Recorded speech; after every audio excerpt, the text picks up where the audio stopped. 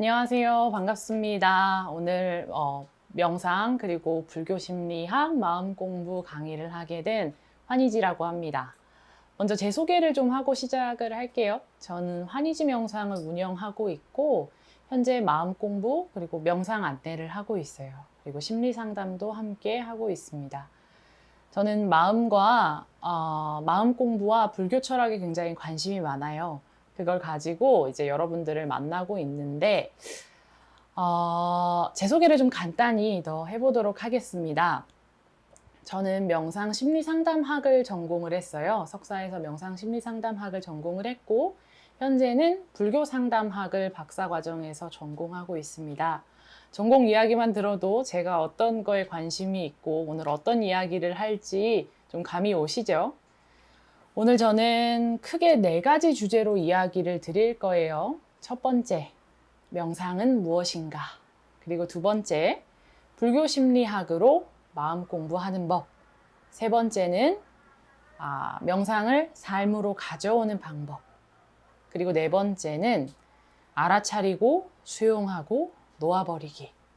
우리가 일상에서 어떻게 활용할 수 있는지에 대해서 이야기를 나눠보려고 합니다. 자, 그러면 여러분들 이제 우리 오늘 원데이 클래스로 만났는데 이 강의를 할 안내자가 도대체 왜 저 사람은 명상을 하게 됐고 명상에 어떤 이점을 느꼈을까? 그걸 한번 들어보면 좋을 것 같아요. 그래서 한번 소개를 해드리려고 합니다. 저는 학교 다닐 때 미술을 전공했어요. 그림을 굉장히 열심히 그렸었고 당연히 좋은 대학에 들어갈 수 있을 거라고 생각을 했어요.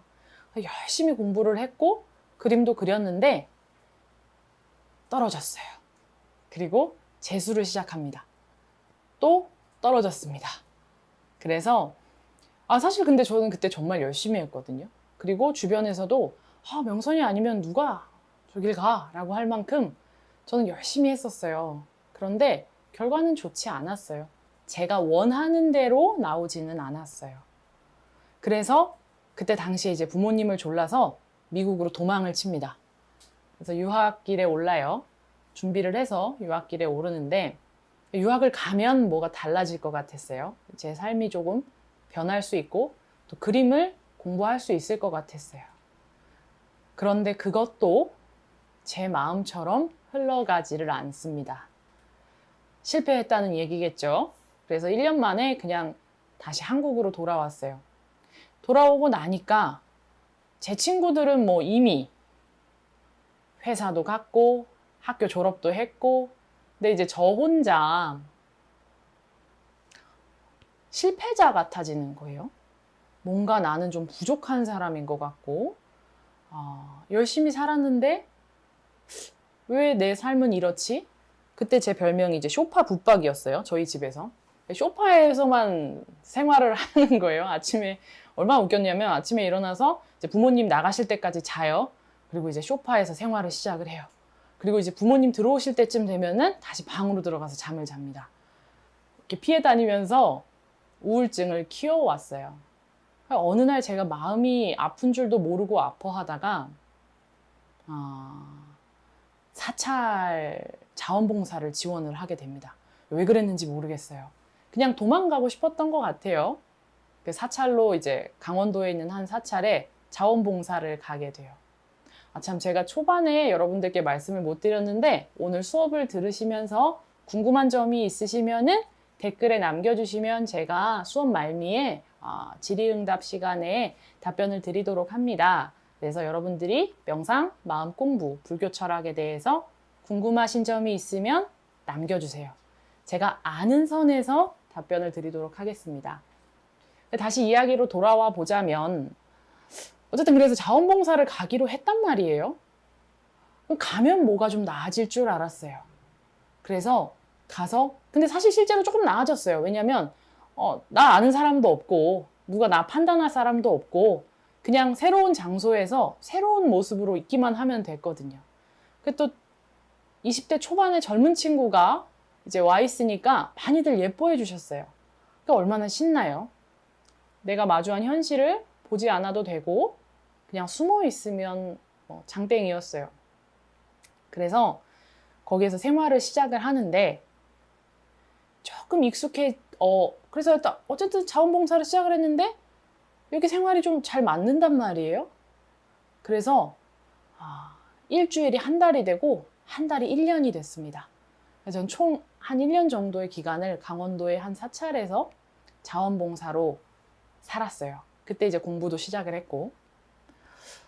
근데 이게 처음 가니까 또 이제 우리 처음 어디 가면은 잘 보이려고 많은 노력을 하잖아요. 그러니까 이제 제 실제 모습이 드러날 겨를이 없던 거예요. 근데 이게 익숙해지니까 손님들이 왔다 간, 기도객들이 왔다 간 방사 치우는데 제 습관이 있는 그대로 다 드러나기 시작을 해요. 막 짜증이 나는 거예요. 내가 이걸 왜 하고 있으며, 저 사람들은 왜 저러며, 제가 서울에서 했던 생활 그대로가 그냥 거기에서도 이어지고 있었어요. 왜 이런 식으로밖에 방을 못 쓰고, 이 사람들이 나를 이렇게 해서 그럴 거야 하면서 막 마음이 되게 불편하던 중간이었어요. 근데 어느 날에요, 여러분, 청소를 하고 있는데 너무 짜증이 나서 청소기를 탁 놓고 이제 절이니까 이게 뭐라 그럴까, 마루가 있었단 말이에요. 그래서 이제 그 마루로 이렇게 나가서 그냥 털썩 앉았어요. 그때가 11월쯤이었고 강원도에는 굉장히 맑은 바람이 불 때였어요. 근데 이제 그 전까지는 뭐 바람이 불건 말건 풍경 소리가 좋든 안 좋든 그냥 제 짜증에 약간 휩싸여 있었던 거예요. 그 감각이 너무 느껴지는 거예요. 근데 그 순간에 눈물이 펑펑 나는 거예요. 너무너무 새로운 거예요, 이 경험이. 바람이 스쳤구나. 소리가 들렸구나. 나는 왜 이걸 몰랐지? 갑자기 이상한 행복감이 막 밀려왔어요. 그 행복감을 한번 탁 느끼고 났는데, 하는 순간에 그 행복감이 사라졌어요. 그래서 다시 괴로워졌어요. 그 처음에 느꼈던 행복이 계속 됐어야 된다라고 생각을 했는데 일순간에 그 행복이 사라져버린 거예요. 그래서 법당에 가서 막 울었어요. 아니 부처님, 나는 왜 이렇게 힘들며, 나는 왜 이 모양으로 살아야 되며, 아까 행복했는데 그 행복은 지금 어디 있으며, 나는 뭔가, 난 어떻게 살아야 되나, 막 이런 어떤 그런 고민들이 들기를 시작한 거예요. 그러면서 너무 충격을 딱 받은 거예요. 그게 1차적인 충격이었어요. 이게 뭐지? 뭐가 있구나. 공부를 좀 해봐야 되겠다. 라는 생각을 했어요. 그러다가 2차적인 사건이 이제 발생을 했어요. 예불을 보러 딱 가야 되는데 이제 사찰이니까 새벽에 이제 예불을 본단 말이에요. 예불을 보러 가야 되는데 그때까지만 해도 저는 지독한 외모 컴플렉스에 시달리고 살았어요. 어렸을 때부터 좀 제가 키가 170인데 초등학교 6학년 때 키가 170이었단 말이에요. 그러니까 놀림을 굉장히 많이 받은 거예요. 이제 덩치가 크다고. 그래서 미친 듯이 다이어트를 해서 30kg를 빼고 막 약간 이제 좀 약간 마른 상태에서 사찰에 갔더니 막 주변에서 내 과거를 아는 사람도 없고 근데 이걸 유지하고 싶은 거예요. 그래서 어떻게 해요? 사찰에 있는데도 막 속눈썹 연장도 하고 막 화장도 하고 노 메이크업인 상태를 전혀 허락하지 않은 거예요. 그러니까 얼마나 이제 고생을 했는지 느껴지시죠? 거기 정말 편하게 쉬러 간 건데 못 쉬었어요. 그러다가 어느 날에 새벽에 예불을 보러 가는데 그때까지만 해도 아무도 제가 이제 화장을 안 한 모습을 본 사람이 없었는데 새벽에 이제 방에 화장실이 없어서 화장실을 딱 가려고 하는데 어떤 이제 스님과 마주쳤어요. 처음으로 누군가한테 제 맨 얼굴이 탁 공개가 된 거예요. 그러면 그냥 그런가 보다 하고 예불을 가면 되는데, 씻고 예불을 가면 되는데 저는 못 갔어요. 그게 저한테 수치스러웠어요. 그래서 예불도 못 들어가고 문을 열어놓은 상태에서 이제 사찰에 보면 신발을 놓는 대돌이 있단 말이에요. 대돌에 앉아서 한참을 울었어요. 그리고 나서 알게 됐어요. 내가 아프구나. 내가 지금 많이 우울하구나. 내가 여기를 못 살고 있구나. 이제 그 마음이 들고 나니까 뭔가 나를 위해서 해봐야 되겠다라는 생각이 들었어요. 그래서 이제 불교 공부를 시작을 했어요. 불교 공부를 한참 하는데 다 좋은데, 좋은 말인 거 알겠는데 제가 절을 모르니까 그냥 글자로만 들리는 거예요. 그래서 이제 서울에 올라와서 심리 상담을 받기를 시작을 했어요. 그러면서 심리 상담을 받다 보니 그 선생님께서 저에게 물어보셨어요. 제 본명이 김명선인데 명선 씨는 어떤 사람이 되고 싶으세요? 라고 물어봤는데 생각해보니까 아무도 저한테 어떤 사람이 되고 싶냐, 넌 어떤 인생을 살고 싶냐고 진지하게 물어봐준 사람이 없었던 거예요. 그러니까 너는 왜 이 성적을 받았냐? 너는 왜 대학을 제대로 못 갔냐? 너는 왜 모든 걸 그렇게 작심삼일밖에 못하냐? 이런 말은 자주 들었는데 정작 너는 정말 뭘 하고 싶니? 라는 질문은 한 번도 안 들어본 거예요. 근데 그때 2차적으로 굉장히 큰 눈물이 났어요.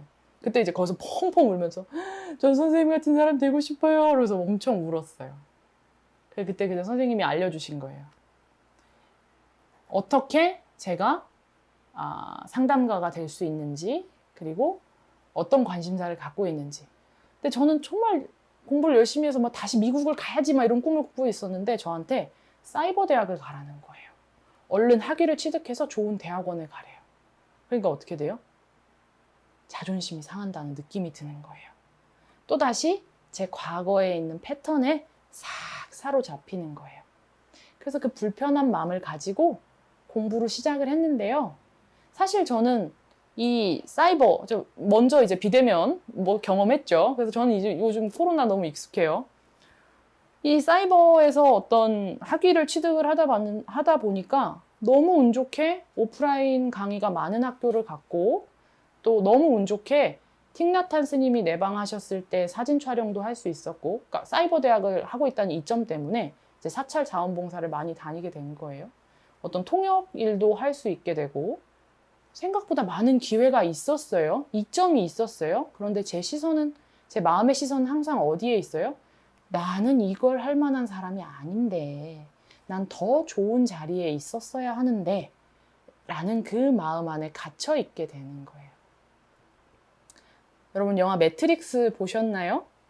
안 보신 분들도 있으실 거예요. 그런데 이제 거기서 주인공이 꿈의 세계에 살다가 한 사람이 이제 그 사람을 이제 깨워서, 네오라는 주인공을 이제 깨워서 이제 이야기를 해요. 너 파란 약 먹으면 네가 그냥 계속 꿈꿔왔던 대로 꿈꾸고 살 거고, 빨간 약 먹으면 진짜 현실을 만나야 돼 라고 이야기를 해요. 명상은 빨간 약이에요. 여러분들이 있는 그대로 지금의 자기를 만날 수 있는 그 시간이 바로 명상의 시간이에요. 이 명상을 훈련을 하다 보면 어느 순간 일상에서도 여기 있는 그대로 진짜 현실을 사는 연습을 하는 거예요. 그렇게 저는 이제 빨간 약을 선택을 한 거죠. 그래서 치열하게 제 자신이랑 마주보기를 시작한 거예요. 여러분, 여기에 이제 초심자분들도 있을 거예요. 처음엔 이제 명상을 하려고 이제 저희 센터에 오시는 초심자분들이 항상 하시는 말씀이 있어요. 뭐냐면, 선생님 편하려고 명상을 시작했는데 너무 불편해요. 이게 제일 많이 듣는 말이에요. 그럴 수밖에 없어요. 이때까지 나는 내가 생각하고 싶은 대로 생각하고, 내가 과거 경험에 빗대서 느끼고, 과거 경험으로 삶을 정의하면서 살아가요. 그런데 이 명상 수련은 야, 너 그거 꿈깨 라고 이야기를 하거든요. 여기를 봐 라고 이야기를 해요. 불편할 수밖에 없어요. 그 불편한 것에 익숙해지는 것, 그게 바로 우리가 생각하는 수행이에요. 그러다 보면 진짜로 편안한 상태를 만나요. 제가 명상을 수행을 하면서 가장 좋아진 점 중에 하나는 뭐냐면, 이전까지의 저는 예를 들어 그때 이제 자원봉사를 할 때 저는 약간 개복치나 복어 같은 거죠. 이렇게 몸을 이렇게 불려서 야, 나 건들지 마. 건들면 다 터져. 이런 상태에 있는 거예요. 나를 불리지 않아도, 나를 보호하지 않아도 지금 이대로도 괜찮고 내가 책임질 수 있다. 그걸 경험하는 게 사실 우리가 생각하는 명상 수련인 것 같아요. 그래서 저는 여러분들한테 오늘 어떻게 명상을 훈련하는지를 먼저 말씀드릴 거예요. 처음 이제 시작하시는 분들은 이 방법을 사용해 보시면 명상에 조금씩 더 익숙해지실 수 있어요. 뭐냐면요, 아무것도 안 하고 2분 동안 앉아 있기예요. 생각보다 여러분, 이 명상을 처음 하려고 딱 앉아요. 그러면 할 일이 무지하게 생각이 많이 나요. 아, 나 아까 인스타그램 그거 뭐 주문하려고 그랬는데, 아, 아까 나 그거 괜찮았는데, 지금 근데 나 지금 밥 먹어야 되는 거 아닌가? 아, 이거 아까 걔가 이런 카톡을 보낸 답장을 지금 해야 되는데, 밀린 회사 일이 있는데, 막 올라와요. 마음이 흩어져요. 그러면 알아차리고 아주 가볍게 숨으로 돌아오는 거예요. 숨 쉬고 있음에 주의를 집중하는 거예요. 명상은 일종의 마음의 근육을 키우는 어떤 웨이트 트레이닝 같은 거예요. 여러분 웨이트 트레이닝 받아보신 적 있으세요? 처음부터 30kg, 60kg, 120kg 들 수 있나요? 못 들죠? 명상도 똑같아요. 2분, 5분, 10분, 30분 이렇게 늘려가는 건데 2분 동안 내가 이제 아령을 막 들어요. 2kg짜리 아령을 막 들어요. 그럼 이제 근력이 좀 붙죠. 그러면 괜찮네? 한번 5kg 들어봐? 이게 들어요. 그 다음에 또 괜찮네? 뭐 한 30kg, 뭐 15kg 들어봐? 그러다가 나 괜찮네? 나 잘하네? 40kg 들어요? 안 돼요. 아직 좀 그런가? 30kg 들어요. 익숙하게 만들어요. 그 다음에 40kg, 50kg, 60kg. 자, 여기서 눈치채신 분들 있으시죠? 키로수가 바로 우리가 명상을 지속할 수 있는 시간이에요. 그 시간 동안 내 몸을 그냥 그곳에 이제 고정을 하시고 어떤 생각이 떠오르면 어떠한 생각이 떠올랐음 알아차림하시고 숨 쉬고 있음으로 돌아오세요. 알아차림하시고 숨 쉬고 있음으로 돌아오세요. 알아차림하시고 숨 쉬고 있음으로 돌아오세요. 자, 근데 한번 생각해 볼까요? 난 왜 이렇게 생각이 많지? 나는 왜 이렇게 자꾸만 잡생각이 들지? 라고 할 필요가 전혀 없어요. 왜냐? 그 생각을 알아차렸다는 건 한 세트 잘했다는 거예요. 그죠? 알아차렸다는 건 칭찬받아 마땅해요. 우리는 그 알아차리는 힘을 키워야 돼요. 그렇지 않으면 여러분들은 무의식적인 선택을 늘려가실 거예요. 의식적으로 선택하지 않고. 이제 의식적으로 선택이 될 때 어떻게 돼요? 나 이렇게 너무 게으른 것 같은데 게으르면 안 되는데. 나 이거 좀 더 잘 해야 되는데. 요만큼 하죠, 하루에.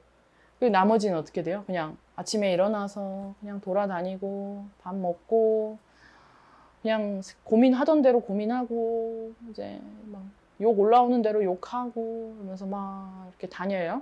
막 남 탓하고 그래서 이제 다녀요. 여러분의 의식이 섬이라면 여러분의 무의식은 대양과 같아요. 대양에서 파도가 치면 어떻게 돼요? 섬이 확 무너지죠. 그런데 이 명상을 통해서 알아차림의 영역을 늘려가다 보면 섬이 처음엔 요만했다가 조금씩 섬의 사이즈가 늘어나요. 그러면 무의식에서 파도가 쳐도 뭐 한 모래사장 정도 적시고 다시 돌아가고를 반복하겠죠. 이제 그 훈련을 하셔야 되는 거예요. 그 훈련은 다른 게 없어요. 좋은 센터 안 가셔도 되고, 좋은 절 안 가셔도 되고, 좋은 유튜브 채널 모르셔도 돼요. 단순하게 하루에 자기한테 2분, 그리고 3분, 그리고 5분씩 늘려가면서 아무것도 안 하고 알아차리고 호흡으로 돌아오기, 알아차리고 호흡으로 돌아오기. 그걸 허락하셔야 돼요. 처음에는 불편해요. 움직이고 싶거든요. 몸에는 많은 기억들이 있어요. 이 많은 기억들이 야, 나 그거 회피하고 싶어. 안 볼래. 막 끌고 다녀요. 막 긁고 뭐 만지고 이것저것 하고 그러고 싶어져요. 주인과 신하가 바뀌었죠. 여러분들이 그때 닷을 딱 잡으시는 거예요. 아니, 나는 여기서 2분 동안 정지할 거야. 나는 여기서 3분 동안 정지할 거야. 난 여기서 30분 동안 딱 여기에 나 혼자 정지해서 있을 거야. 그렇게 해서 마음의 힘이 커지면 그때부터는 이제 조금 삶이랑 뭐 수작을 부려볼 수 있는 거예요. 그러면 이제 삶이 나의 무의식을 치유할 수 있는 무대가 돼요. 뭐 삶에서 이제 누군가랑 만날 거 아니에요. 그럼 이제 막 내 그림자가 드러난단 말이에요. 근데 전에는 이제 그 그림자에 끌려서 막 그래, 거봐, 나는 역시 안 되는 사람이야 말하면서 이제 살았어요. 그랬는데 나는 안 되는 사람이야 라는 게 탁 떠오르면 어떻게 돼요? 아, 내가 이런 무의식을 가지고 있었구나. 나에 대한 어떤 정의를 가지고 있었구나. 이게 사실인가? 정말 그런가? 물어볼 수 있죠.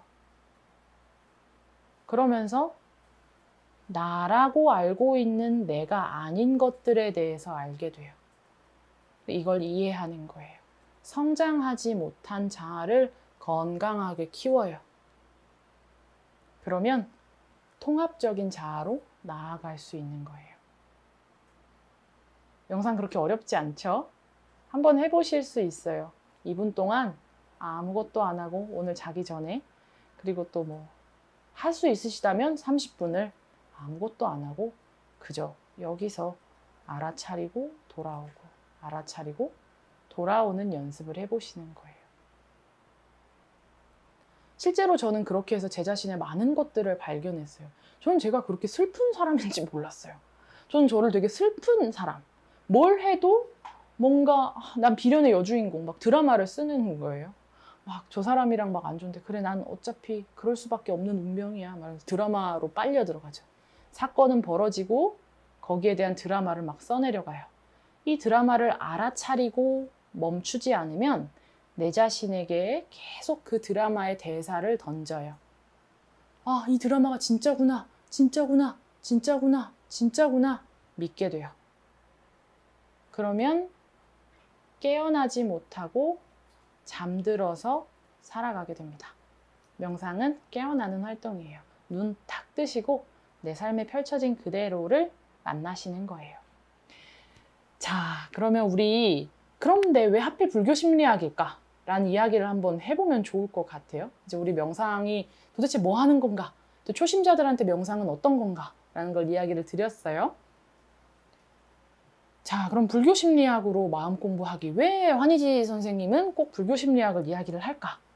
저는 처음에 붓다 담마 어떤 이렇게 불교 철학에 대한 이야기를 들었을 때 뭐지? 라는 생각을 했어요. 재밌다. 왜냐하면 우리는 보통 고통의 결과를 해결하려고 하잖아요. 그러니까 내가 만약에 이제 취업을 못했어요. 취업을 못해. 그러면 너무 취업을 못한 이 상황을 해결하려고 하는데 사실은 이 고통의 원인은 다른 데 있다는 거예요. 이 고통의 원인. 그러니까 고통의 결과로서 내가 취업을 못하고 실망하고 삶에 대해서 어떤 배신감을 느끼고 막 우울하고 이 결과가 나아졌어요. 이 결과를 해결하려고 무진 애를 써요. 그런데 사실 우리가 결과를 해결하려고 하면 자, 그럼 결과를 해결했어요. 제가 어떻게 해요? 열심히 이제 했는데 학교를 못 갔어요. 그래서 좌절감에 빠졌어요. 그럼 좌절감이란 결과를 만났어요. 그럼 다른 환경으로 가서 또 뭔가를 하려고 그러죠. 근데 이 좌절감의 원인은 제가 못 본 거예요. 그러니까 그 원인이 반복되면서 평생을 그 문제 속에서 살아가게 되는 거예요. 그런데 불교 철학, 불교 심리학은 뭐라고 이야기를 하냐면 원인을 찾아라 라고 이야기를 해요. 당신이 고통스러운 원인을 찾아라. 그리고 원인을 조망하고 원인을 해결하고 과거, 이제 바깥 조건으로부터 자유로워져라. 불교에서는 자유에 대한 이야기를 참 많이 해요. 여러분, 근데 이게 이 수업이랑도 연관되어 있는 게 아마 이상한 소리가 나는데? 라고 생각하시는 분들이 있으실 거예요. 제가 강아지랑 살고 있는데 강아지가 잘 때 살이 쪄서 좀 코를 골아요. 근데 이건 제가 바꿀 수가 없는 조건이에요. 근데 제가 이걸 가지고 막 제가 왜 저렇게 코를 골지, 내가 이 수업을 망하면 어떡하지 하면서 막 고민을 하면 여기에 저는 집중할 수가 없어져요.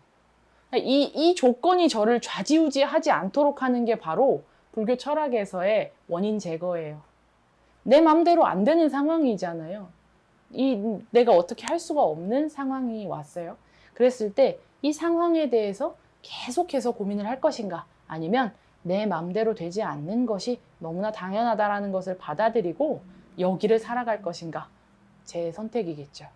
여러분들은 보통 어떤 선택을 하는지 한번 살펴보시면 좋을 것 같아요. 어쨌든 저는 그래서 불교 철학이 굉장히 흥미롭더라고요. 원인에 대한 이야기를 하더라고요. 아, 내가 그럼 계속 이 좌절감을 겪는 것이 어떤 원인일까? 왜 그럴까? 왜 그럴까? 라는 생각을 하게 됐어요. 이 불교에서의 고통을 뭐라고 이야기하냐면 산스크리트어로 두카라고 이야기를 해요. 두카. 고통이라는 거죠. 그걸 영어로 표기하면 고통이 뭐예요? 근데 pain이라고 생각하는데 suffering이에요. suffering. 근데 오히려 더 이 두카에 더 잘 맞는 표현은 unsatisfaction이라고 이야기를 하더라고요. 불만족. 결국은 그대로 얘기하면 뭐가 돼요? 내 맘대로 안 돼서. 그게 사실 고통의 원인이에요. 내 맘대로 안 돼서. 불교 심리학은 그런 것들을 이야기를 해요. 그래서 저는 오늘 아주 다양한 주제 중에 사성제에 대한 이야기를 조금 드리고 여러분들께 이해를 좀 도와드리려고 해요. 사성제. 불교 철학에서의 사성제란 무엇이냐? 이제 고집멸도라고 이야기해요. 이 사성제는 이런 표현을 합니다. 모든 동물들의 발자국이 코끼리 발자국에 수렴이 되듯이 불교의 붓다의 이야기, 붓다 담마의 모든 붓다 담마, 이제 불법은 사성제에 수렴이 된다라고 이야기를 해요. 그만큼 이 사성제는 굉장히 많은 인사이트를 주는 것 같아요. 뭐라고 이야기를 하냐면 고통이 생겨요.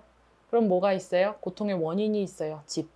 그리고 깨달음을 구할 수 있어요. 우리는 멸제. 깨달은 상태가 있어요. 이 깨달은 상태를 향한 도닦음, 도가 있다라고. 이건 행위적인 어떤 명상을 이야기를 하겠죠. 자, 근데 저는 이렇게 표현을 해요. 고통, 집, 멸, 도. 이 고집, 멸, 도 중에 고통에 대한 원인만 사라지면, 고통에 대한 원인만을 깨달으면 고통이 그 즉시 도가 되는 거예요. 고통이 그 즉시 수행이 되는 거예요. 우리는 고통스럽지 않은 상황을 원하잖아요.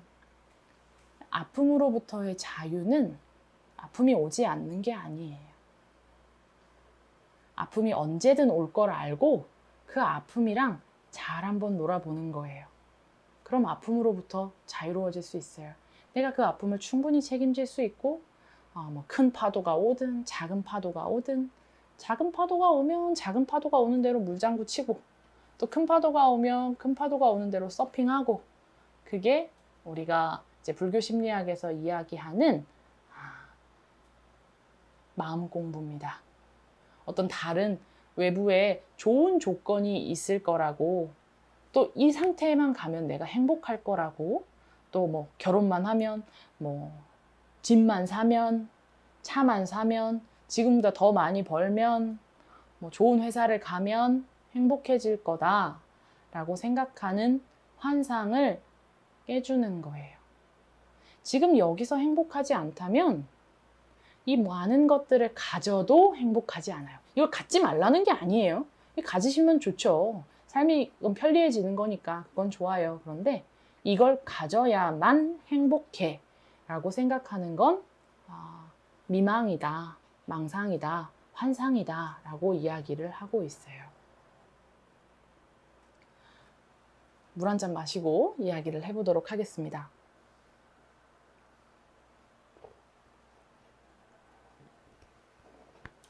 네, 여러분, 제가 지금 저희 강아지의 코 고는 소리 때문에 긴장을 하기 시작을 했어요.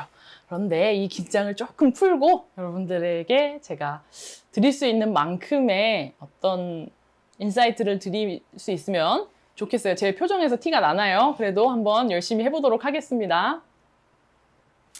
제 이제 환희지 명상 수업에 오시는 분들은 저희 강아지가 코 곤다라는 걸 다 알지만 이건 그렇지 않으니까 여러분들에게 한번 말씀을 드리고 시작을 해보도록 하겠습니다. 자, 그래서 불교 심리학에서는 이렇게 이야기를 해요. 자, 그리고 한 가지 더 불교 심리학 안에서 어떤 불교 철학 안에서 나누고 싶은 인사이트가 하나 있는데 그게 뭐냐면 일수사견이라는 이야기가 있어요. 한 가지의 물을 보는 네 가지 견해라는 뜻입니다. 한 가지 물을 보는데 어떻게 네 가지가 나오지? 라고 생각을 할 수 있어요. 자, 그런데 저희 집에는 제 센터에는 지금 총 저 제외하고 5분이 계시거든요. 그런데 이 센터에는 그러면 6명의 환희지가 있는 거예요. 6명의 환희지가 있어요. 자, 한번 이야기해 드려 볼게요. 물이 있어요. 우리는 그냥 이걸 물이라고 생각해요. 그런데 천상에 있는 신들은 빛나는 바다, 빛나는 땅이라고 생각을 하고 인간은 이것을 물이라고 생각을 하고 물고기들은 터전이라고 생각을 하고 지옥 중생은 고름이라고, 지옥 아귀들은 고름이라고 생각한다 해서 한 가지의 물을 보는 네 가지 견해라는 말을 합니다. 이 상황 안에서 제가 긴장하는 이유가 뭐예요? 이걸 잘 전달하고 어떻게든 좀 좋은 이야기, 좋은 수업을 하고 싶은데 라는 마음이 저를 긴장하게 하죠. 그런데 같이 사는 저희 강아지는 어떻게 생각해요? 몰라. 난 그냥 자는 시간에 잘 뿐이야 라고 생각을 한단 말이에요. 저 상황, 제 입장에서는 뭐 잘못될 게 없는 거예요. 그런데 저는 이 상황에 대해서 정의하는 바가 다르기 때문에 고통이 생길 수밖에 없어요. 그러면 여기에서 문제는 누구한테 있어요? 코고는 걔한테 있을까요? 제 마음 안에 있는 거예요. 여러분들이 경험하는 것들은 어떻게 느껴지세요? 내가 오늘 싸운 남편한테 문제가 있을까요? 오늘 싸운 여자친구한테 문제가 있을까요? 오늘 싸운 상사한테 문제가 있을까요? 물론 그들이 도의적으로 잘못된 행동을 했을 수 있어요. 그것을 제외하고 내 안에서 고통이 일어나는 것은 왜 그래요? 내 기대와 다르게 이 사람이 행동을 했어요. 내 마음에 들지 않았어요. 내가 생각한 기준은 이만큼인데 부합은 요만큼밖에 못했어요. 그래서 내 마음이 나를 아프게 해요. 이랬어야 되는데 이게 맞는데 그래서 이걸 탁 내려놓으면 그 즉시 편안해진다라는 이야기를 하죠. 제가 언젠가 한번 법문을 들었던 적이 있어요. 이제 법륜 스님의 증문즉설이었는데 거기서 스님 뭐라 그러셨냐면 질문자분이 스님, 제 남편이 술을 자꾸 먹어요. 그래서 너무 화가 나요. 그래서 스님이 그래요. 아니 뭐 보살님 남편이 술을 먹는데 보살님이 왜 화가 나? 이렇게 말했어요. 그랬더니 아니 그래도 술을 그렇게 먹고 들어와가지고 그렇게 하니까 그러니까 방법을 달라 이랬더니 이제 법륜 스님께서 뭐라고 말씀하셨냐면 앞으로 기도를 하는데 술은 좋은 거다. 술은 몸에 좋다. 술은 건강에 좋다. 라고 기도를 하라고 했어요. 근데 진짜로 술이 좋아서일까요? 건강에 진짜 좋을까요? 그게 아니라 술이 좋고 나쁜 걸 떠나서 술은 나쁜 거야 라고 하는 그 마음이 술을 저 사람이 먹으면 안 돼 라고 하는 그 마음이 당사자를 괴롭히기 때문에 그런 거예요. 뭐 남편이 술을 마셔서 건강이 나빠지든 말든 그건 상관없고 보살님 마음 편안하려면 선생님 마음 편안하려면 그 술이 나쁜 거다라는 그 생각을 내려놓으면 편안해진다. 저 사람 술 먹으면 안 돼! 라는 그 마음을 내려놓으면 그 즉시 편안해진다. 라고 이야기를 해요.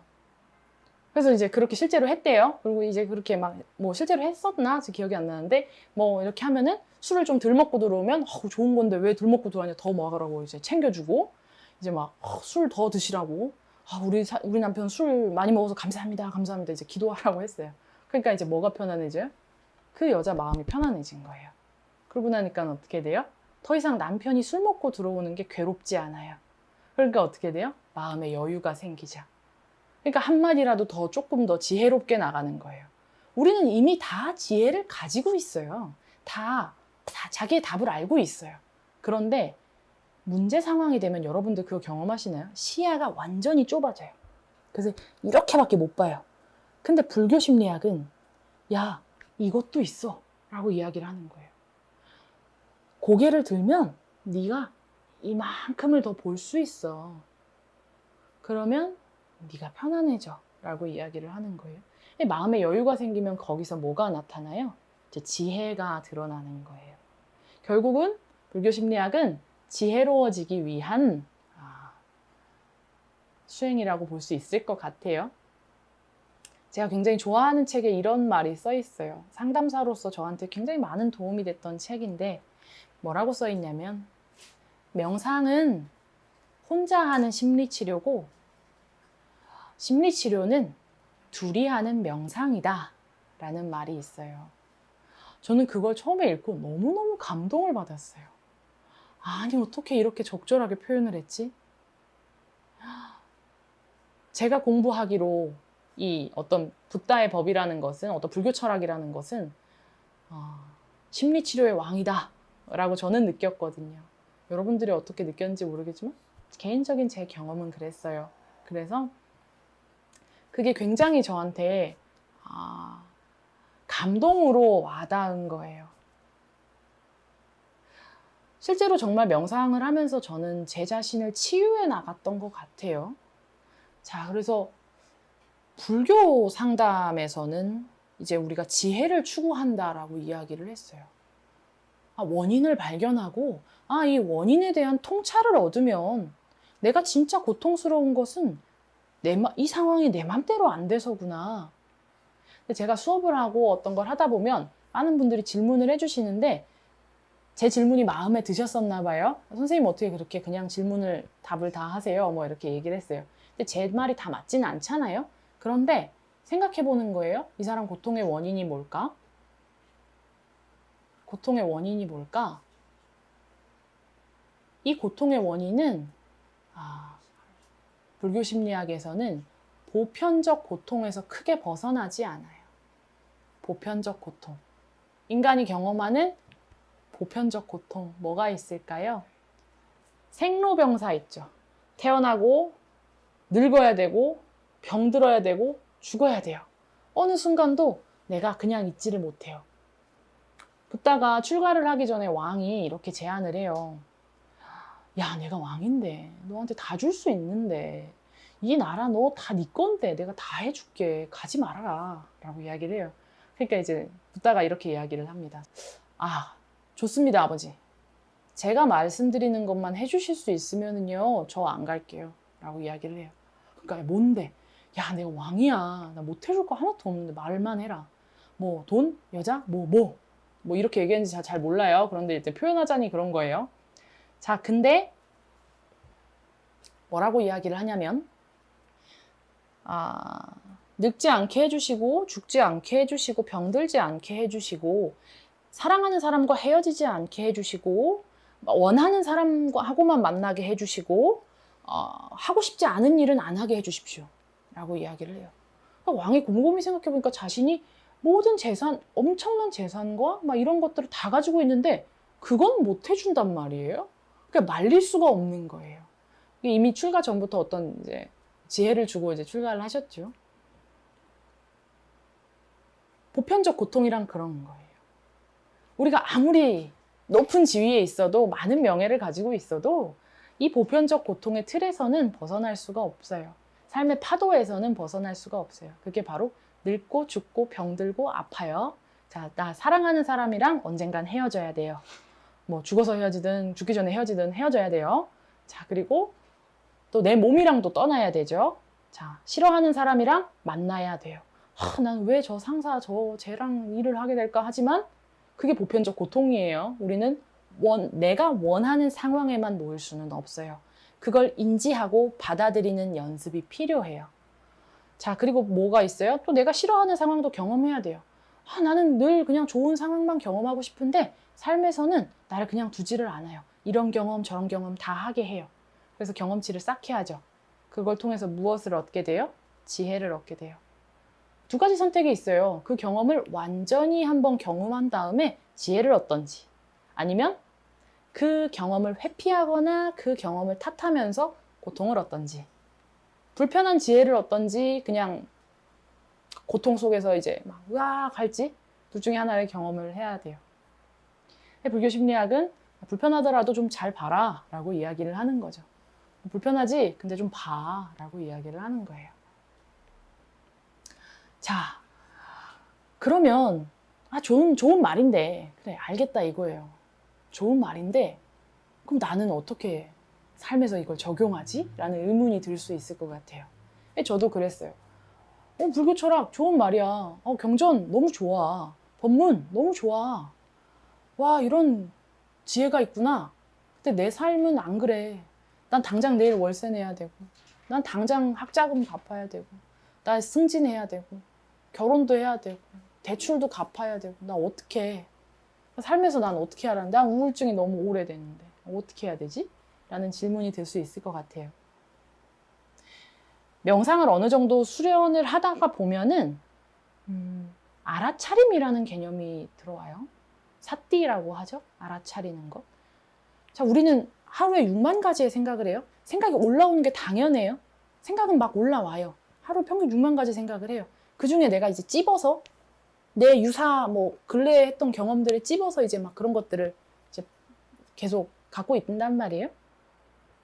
이 생각이 올라왔고 그 생각이 올라오는 게 아무런 문제가 없음을 그냥 알아차리는 거예요. 그냥 그것은 작용. 알아차리고 그것에 속지 않는 것. 어려워요. 이거 어렵고 익숙해지려면 불편합니다. 그러나 이게 익숙해지시면 여러분들은 외부 조건 때문에 고통스러워지는 게 아니라 외부 조건 때문에 삶의 지혜를 얻으실 거예요. 그러면서 나의 무의식이 계속해서 정화되어 갑니다. 그러면서 정말로 내가 원하는 삶을 살 수 있게 돼요. 그리고 원하는 삶이 펼쳐지지 않더라도 그걸 있는 그대로 받아들일 수 있게 됩니다. 자, 그래서 이 알아차림을 연습하는 거예요. 이제 2분, 뭐 하루에 좌선하는 거 이제 늘렸어요. 30분. 내가 어느 정도 앉을 수 있어. 자, 그래서 편안한 상태를 유지했어요. 자, 그랬는데 어떻게 돼요? 내가 편안한 상태를 유지하고 있는데 이제 내 가족이 문을 벌컥 열고 들어와요. 그럼 어떻게 돼요? 이제 화가 나고, 나 명상한다고요! 그래서 이제 성질을 내기 시작을 하는 거예요. 왜? 내가 명상한다고 얘기했는데! 그래서 이제 화가 막 나요. 자, 이 화가 분출되기 전에 내 안에서 화가 올라오고 있음을 알아차리는 거예요. 이 설거지를 하고 있는데 내가 막 미래에 대한 걱정을 하고 있다는 것을 알아차리고, 이건 어떻게 할 수 있는 거냐면 2분, 3분, 10분, 뭐 15분, 30분 뭐 이렇게 앉다 보면은 생각이 떠오를 때마다 있는 그대로 알아차리고 호흡으로 돌아오고 알아차리고 호흡으로 돌아오고 이 연습을 하다 보면 어느 순간 분산되었던 생각이 하나씩 캐치가 돼요. 일종의 캐치하시는 거예요. 내가 여기로 또 끌려가는구나 가지고 오고 끌려가는구나 가지고 오고 이게 바로 이제 알아차림의 작업이에요. 그래서 이제 이게 쫙 들리기 시작을 하면 되게 재밌는 경험을 하게 돼요. 뭐냐면 내면의 소리를 듣게 됩니다. 내면의 소리가 뭐냐면 제가 한참 어떤 고민 때문에 제 교수님한테 상담을 받았던 적이 있었어요. 제 지도 교수님께. 저희 교수님이 저한테 뭐라고 말씀하셨냐면 명선 씨 2년 뒤에 어떤 모습일 것 같아요? 라고 물어봤는데 제가 대답을 못했어요. 왜 못했을까요? 모르겠어요 교수님이라고 했는데 저는 알았어요. 제 안에는 울고 있는 제가 보였어요. 이게 내가 나를 느끼는 방식이구나 라고 그때 처음 알았던 거예요. 알아차림을 연습한 이후에 이거 뭐지? 라는 생각이 들었어요. 근데 그냥 무시했어요. 그리고 똑같이 집에 와서 이제 베갯잎을 눈물로 적시면서 잠들었어요. 그때 제 우울증이 되게 심했을 때여서 막 사는 거 너무 힘들어 막 이러고 자고 있었어요. 그리고 아침에 딱 일어났어요. 그래서 머리를 감고 이제 나가야 돼서 머리를 감고 이제 거울을 딱 봤는데 제가 그때 당시에 저랑 어떤 갈등이 있던 사람이랑 싸우는 리허설을 하고 있더라고요. 넌 늘 그랬어. 거울을 보면서 제가 진짜 실제로 입 밖으로 그걸 내고 있는 거예요. 늘 그런 식이었지. 항상 너는 그랬어. 이미 싸우는 상황 벌어지지도 않았는데 미리 그것을 예상하고 그걸 연습까지 하고 있는 거예요. 나는 그와 싸울 것이다. 갈등을 겪을 것이다. 라고 제 안에는 이미 정의가 이렇게 내려져 있는 거예요. 깜짝 놀랐어요. 내가 나를 이렇게 느낀다고? 그때부터 하나씩 들리기를 시작을 하는 거예요. 그래서 제 안에 있는 안으로 들어가는 목소리를 알게 돼요. 불교에는 사성제 말고 팔정도라는 8가지 바른 길이라는 게 있어요. 그 중에 하나가 정어예요. 바른 말이거든요. 여러분, 다른 사람한테 친절한 말 많이 하시죠? 여러분 자신한테는 어떤 말 던지고 계세요? 밖으로 나가는 말보다요, 안으로 들어오는 말이 훨씬 더 중요합니다. 안으로 어떤 말을 던지세요? 넌 한심해. 너 잘할 수 있어. 뭐 이거밖에 못해. 뭐 해봤자 안 될 거야. 뭐 잘할 수 있어. 꼭 해내야 돼. 이거 망하면 큰일 나. 넌 늘 그랬어. 뭐 제가 처음에 이제 저희 센터에서 수업을 들으시면은 이거부터 찾게 합니다. 안으로 들어가는 말. 관찰해 보시라고. 나는 하루 종일 내 자신이랑 대화를 가장 많이 나누는데 그 대화가 나의 감정 상태를 만들고요. 그 감정이 또 다른 상황으로 끌고 와요. 지금의 내 감정을 보면 내일이 대충 예측이 돼요. 모레가 대충 예측이 되고요. 이 감정 상태를 결정하는 게 바로 내면으로 들어가는 말이에요. 그걸 알아차림하셔야 돼요. 설거지 하면서도 누군가에게 비난의 말이 갈 때 알아차리시고 멈추시는 거예요. 내 자신한테 막 넌 이거밖에 못해. 나는 왜 이렇게 한심할까? 알아차리고 멈추는 거예요. 내가 왜 이런 소리를 했지? 할 필요도 없어요. 그냥 습관이에요. 마음의 습관인 거예요.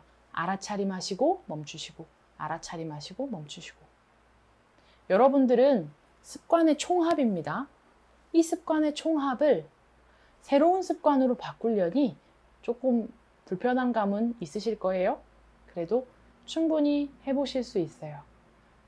이 수업이 끝나고 나서 스스로 한번 질문해 보세요. 나는 어떤 말을 주로 하나? 내 안에 어떤 말들이 울려 퍼지고 있나? 그래서 그것이 나를 정의합니다. 이 정의를 알아차리고 이것이 사로잡힌 상태라는 걸 아셔야 돼요. 그러면서 거기서부터 이제 나오는 연습을 하는 거예요. 새롭게 선택하는 겁니다. 알아차리고 새로운 선택을 하고, 알아차리고 새로운 선택을 하고, 알아차리고 새로운 선택을 합니다. 반복, 반복, 반복이에요. 그걸 우리는 수행이라고 합니다. 익숙해지는 거죠.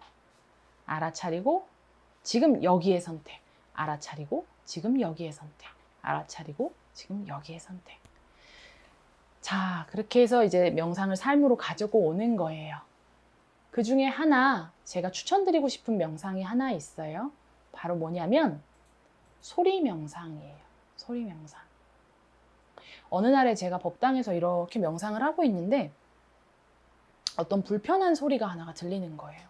바깥에서 사람들이 막 떠드는 소리 이런 것들이 들려요. 거슬리는 거예요. 그 안에서 뭐라는 소리가 나와요? 아니 왜 법당 앞에서 저렇게 떠들지? 저 사람들은 생각이 있는 거야 없는 거야? 나 명상해야 되는데 집중이 안 되는데 이제 소리 탓을 하기 시작을 해요. 자, 그런데 제가 갑자기 새가 지저귀는 소리가 째째재 들렸어요. 기분이 좋아지는 거예요. 뭔가 명상 음악을 듣는 것 같은 거예요. 그러면서 저 소리 참 좋다라는 생각이 떠올랐어요. 그 순간 내가 취사간택했구나. 내가 좋은 건 받아들이려고 하고 싫은 건 쳐냈구나. 그걸 알게 됐어요. 그래서 그 다음부터는 저는 어떤 연습을 했냐면 카페에서 명상하는 연습을 했습니다. 지금 코로나라 쉽지는 않겠지만 스타벅스에서 저는 주로 했어요. 이제 점심시간에 이제 회사원들 엄청 많은 데를 가서 가만히 앉아서 소리를 하나씩 하나씩 알아차리고 흘려보내고 그냥 그거에 대해서 어떤 소리에 대해서 내 안에서 올라오는 불편한 감정만 바라봤어요. 알아차리고 놓아버리고 알아차리고 놓아버리고 그 연습을 계속 했어요. 굉장히 시끄러운 와중에서도 또렷하게 그걸 알고 있는 이것이 느껴지는 거예요. 알아차리고 있는 이것이 느껴지는 거예요. 그렇게 연습을 해봤어요.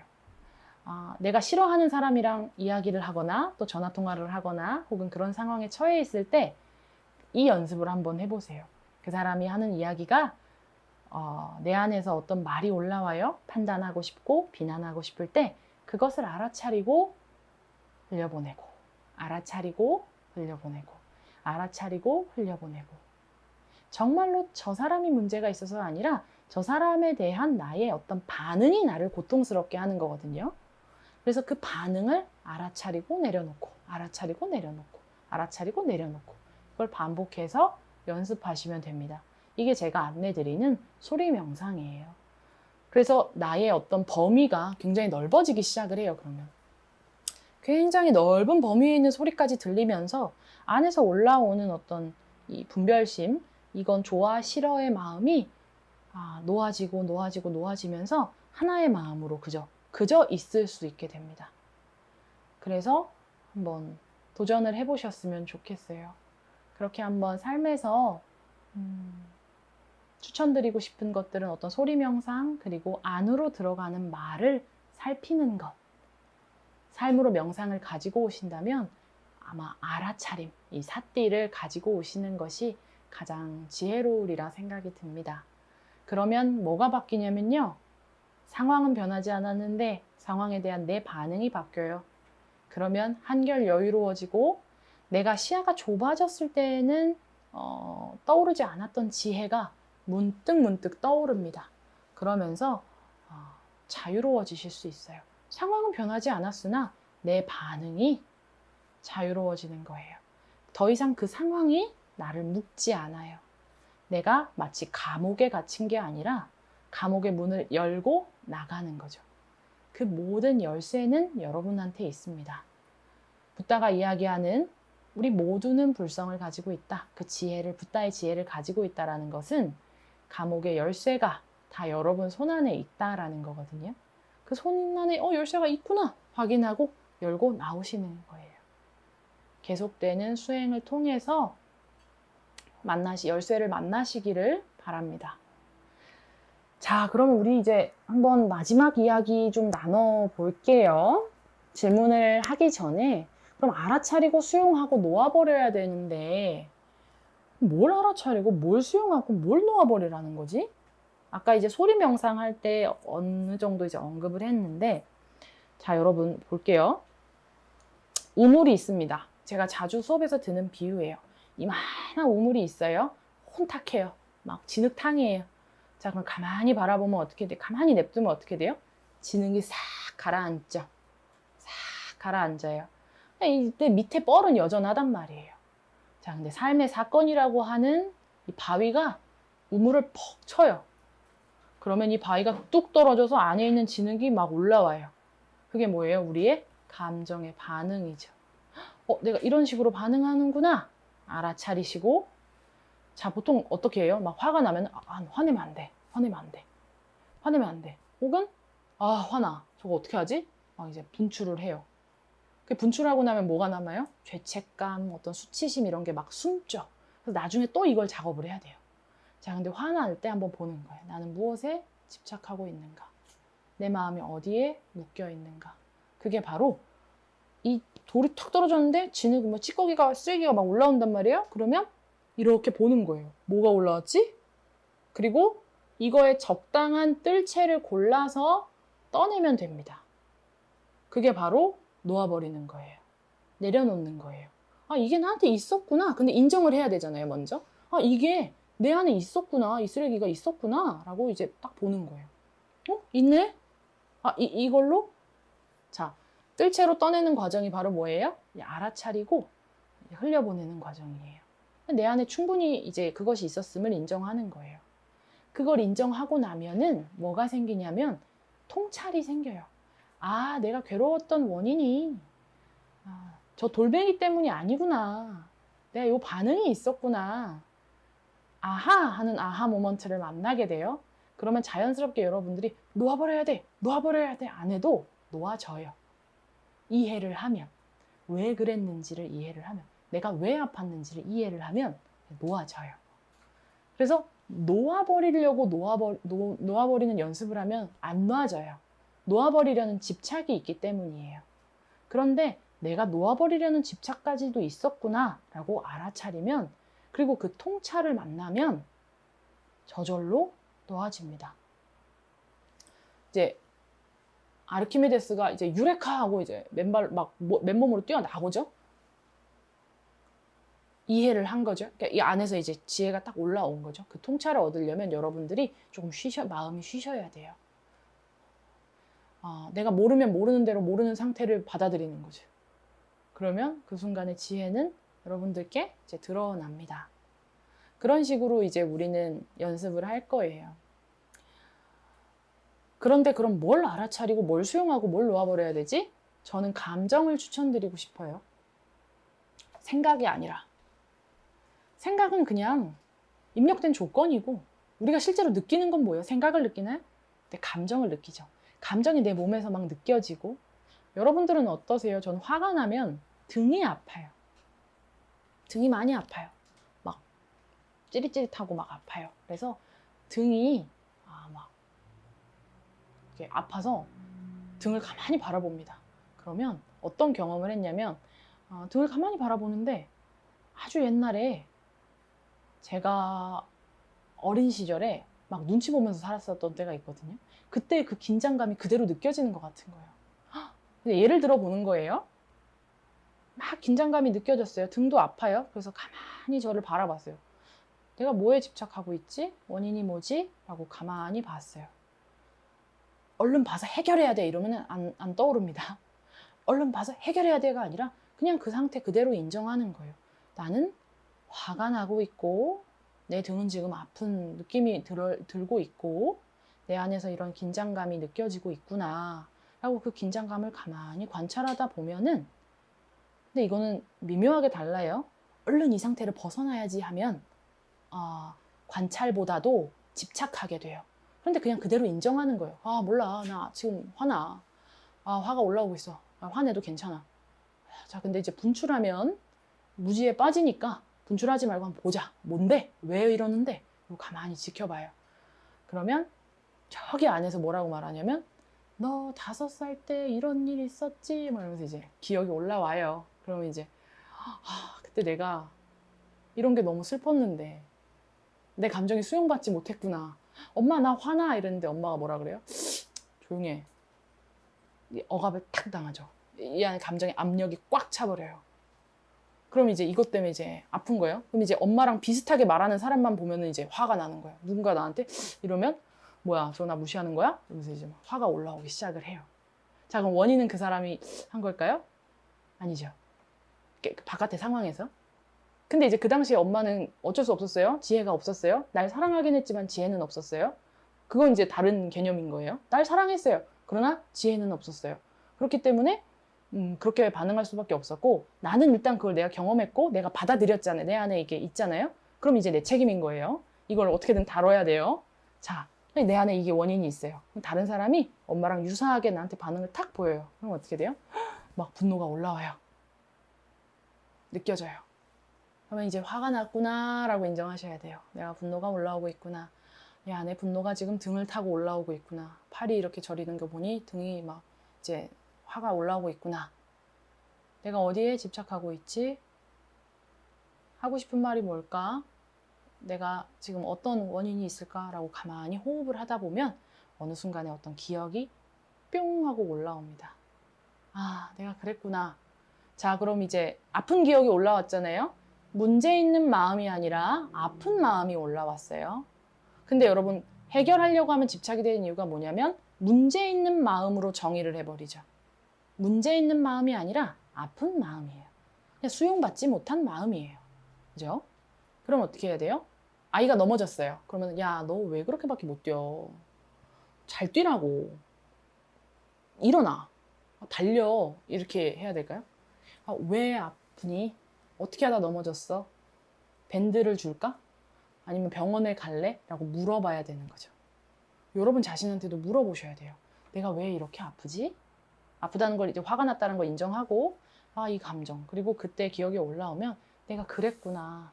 이걸 느껴도 괜찮아. 그럴 수 있다. 이거 느끼는 거, 화나는 거, 나쁜 거 아니야. 괜찮아. 라고 가만히 느껴보다 보면 눈물도 날 거고, 또 내 자신한테 어떤 해주고 싶은 이야기도 들릴 거예요. 그러면서 그 안에서 그래서 내가 그 사람들한테 화가 났구나. 내가 그래서 그 상황이 마음에 안 들었구나. 원인이 저 사람들이 아니었구나. 내 안에 이게 있었구나. 라고 알면 그 작용이 바로 놓아버리는 거예요. 더 뭘 하려고 하지 마세요. 알면 놓아져요.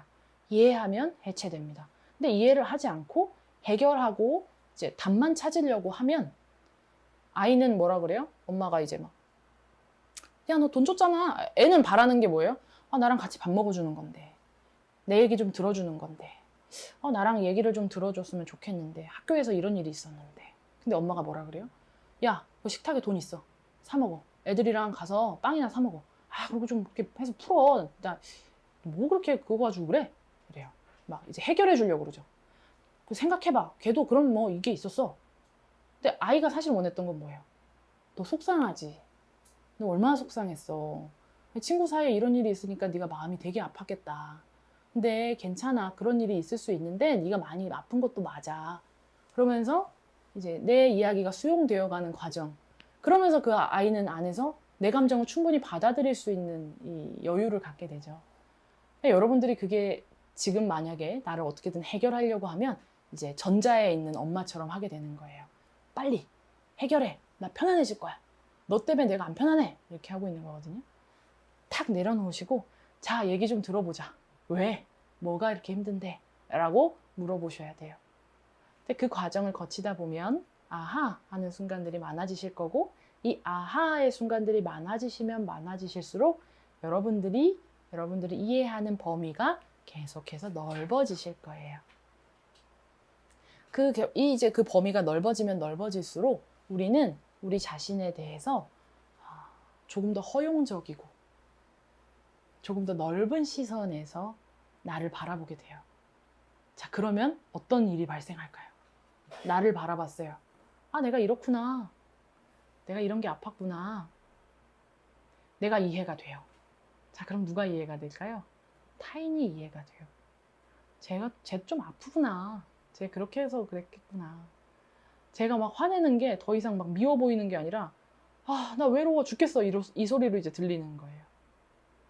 자, 그럼 어떻게 해요? 막 무조건 다 도와줘야 될까요? 아니죠. 그 사람이 지혜를 찾을 수 있는 정도까지만, 지혜를 만날 수 있는 정도까지만, 내가 할 수 있는 만큼만 도와주고 나머지는 그 사람 몫이에요. 어쩔 수 없어요. 할 수 있는 만큼만 하는 것도 하나의 지혜입니다.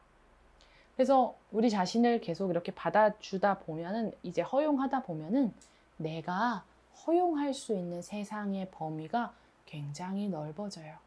그러면서 우리는 조금 더 넓은 시야에, 지혜로운 시야에, 아픔으로부터 자유로운 시야로 삶을 바라볼 수 있게 돼요.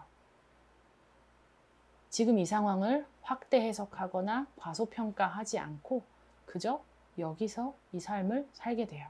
내가 맡은 게 뭐 가장의 역할이다 라고 하면 그냥 살면 되는데, 난 너무 하기 싫어. 나 왜 이러? 나 벗어나고 싶어. 기왕 할 거 그냥 하면 되잖아요. 마음만 괴롭잖아요. 하면서 마음이 행복해질 수 있고 마음이 어느 순간에도 편안해질 수 있는 어떤 대자유의 길을 가게 되는 거죠. 좀 과정이 이해가 되시나요?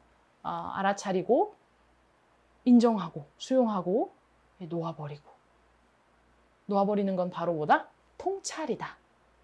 여러분들이 진짜로 만나야 되는 건 나에 대한 진정한 통찰, 그것에 대한 지혜. 그러면 바로 번뇌로운 그 순간이 지혜, 보리심이라고 하는 그 지혜가 됩니다. 번뇌 즉 보리를 만나시는 거예요. 뭐 좋은 상황 안에서 내 맘대로 다 되는 상황 안에서는 뭐 지혜를 구할 일이 없죠. 그냥 흘러가면 되는데 내가 마음대로 상황이 안 흘러가요. 그럼 그 안에서 고통을 받을 것이냐, 지혜를 찾을 것이냐, 지혜를 찾고 성장할 것이냐는 우리가 선택할 수 있죠.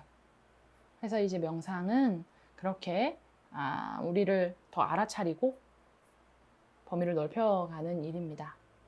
오늘 사실 여러분들한테 이렇게 이야기를 드리면서 좀 정리를 해볼까 해요. 어떤 명상이 제가 아까 전에 이야기했듯이 무엇이냐라고 한다면 명상은 알아차리고 어떤 훈련을 하는 과정인 거죠.